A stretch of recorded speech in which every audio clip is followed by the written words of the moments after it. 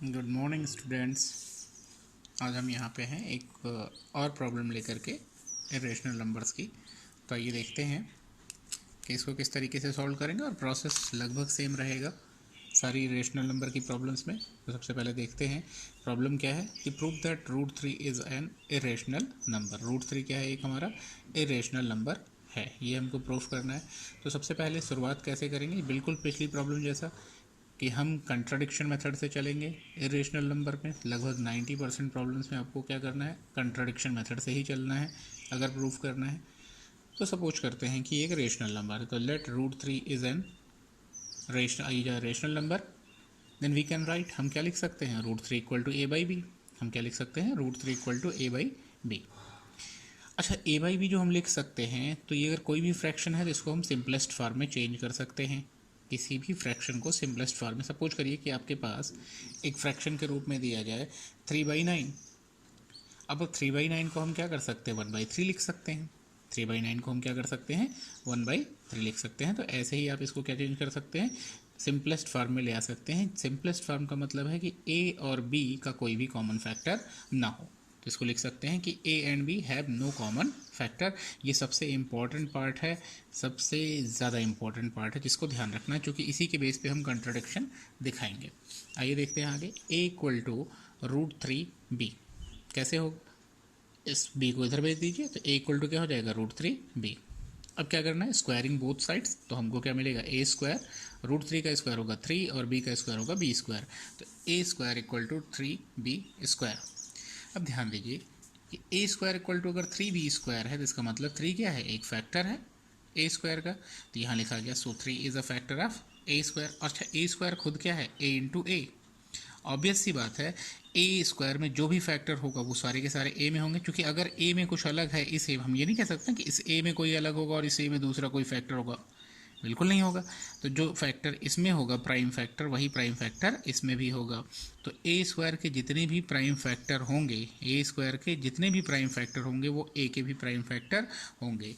तो अगर 3, चूँकि 3 क्या है? प्राइम फैक्टर है, तो ए स्क्वायर का अगर फैक्टर है 3, तो clearly 3 is also a factor of A. हम क्या कह सकते हैं? 3 is also a factor of ए।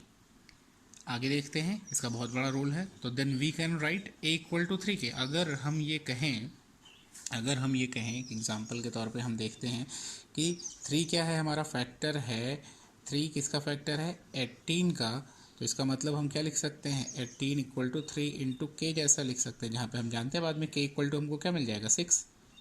कोई भी नंबर के हो सकती है। तो यही चीज़ हम यहाँ करेंगे कि ए इक्वल टू हम क्या लिख सकते हैं? 3 के। हम क्या लिख सकते हैं? ए इक्वल टू 3 के, वेयर के इज़ अ इंटीजर, जहाँ पे के क्या होगा? एक इंटीजर होगा। नेक्स्ट आइए देखते हैं, पुटिंग दिस इन इक्वेशन 1। इसको इक्वेशन 1 में रख दीजिए, तो हमको क्या मिल जाएगा? 3b square equal to a square है। 3b square equal to a square की जगह क्या हो जाएगा? 3k का स्क्वायर। 3 का स्क्वायर क्या होगा? 9। k का स्क्वायर हो जाएगा k स्क्वायर। तो 3b square equal to 9k square, या b square equal to 3k। अब फिर से यहाँ ध्यान दीजिए, अब आप फिर से पहुँच गए कहाँ पे? जो है b square equal to 3k, जो पिछली वाली बात थी। बी स्क्वायर इक्वल टू 3 के होने का मतलब क्या है? 3 is factor of b square. तो यहाँ लिखा है, इम्प्लाई करते हैं वी हैव अ फैक्टर 3। अगर b square have a factor 3, ठीक है ना। और we write b equal to 3 k. B square equal to अगर फैक्टर है तो हम क्या लिख सकते हैं? बी इक्वल टू 3 के लिख सकते हैं। सेम यहाँ पे अभी हम लोगों ने आर्ग्यू किया था।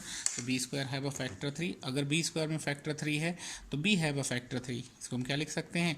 B have factor 3। बी में क्या होगा? एक फैक्टर 3 होगा। और इसको हम कैसे लिख सकते हैं? बी इक्वल टू 3 के भी लिख सकते हैं, चाहे तो बी इक्वल टू 3 के लिख सकते हैं। तो इक्वेशन 3 लिख दिया यही हमने। तो from equation 2 and 3 we say that 2 और 3 से हम क्या देख सकते हैं? क्या कह सकते हैं? तो हम कह सकते हैं a and b have common factor. देखो ए का फैक्टर यहाँ पे 3 मिल गया, बी का भी फैक्टर यहाँ पे हमने देखा 3 मिल गया। तो ए और बी है कॉमन फैक्टर 3। लेकिन सबसे पहले आइए, सबसे पहले जब पहला हमने लिया था कि रूट 3 को हमने क्या कहा था? जब रूट 3 को हमने क्या कहा था? रेशनल नंबर कहा था।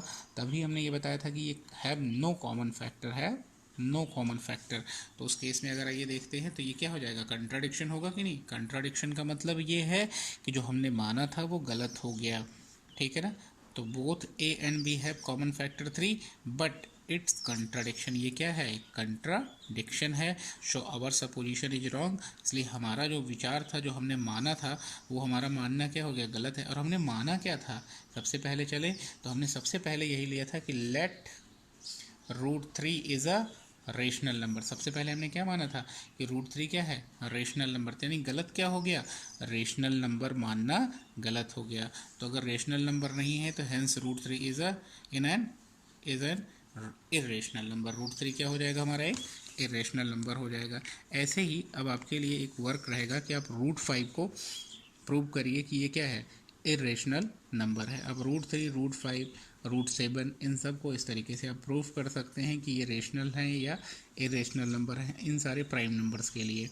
ठीक है, तो आप इसके लिए ट्राई करिएगा। अगले वीडियो में हम आपको बताएंगे कि अगर इनके साथ में किसी चीज़ का मल्टीप्लिकेशन कर दिया जाए या कुछ एडिशन या सब्ट्रैक्शन कर दिया जाए तो उसको कैसे प्रूफ करेंगे। वो बहुत इजी हो जाता है प्रोसेस, क्योंकि वहाँ पे हम डायरेक्टली √2 या सपोज करिए कि √2+3 दे दिया आपको, उसको दिखाना है कि रेशनल है या इरेशनल है। तो हमको क्या करना, √2 को हम मान के चलेंगे तब कि √2 क्या होता है, इरेशनल होता है, और वो प्रोसेस बहुत ईजी हो जाता है। लेकिन वो अगले वीडियो में देखेंगे। थैंक्स। तो कल फिर मिलेंगे हम लोग अगले वीडियो के साथ, तब तक के लिए नमस्कार।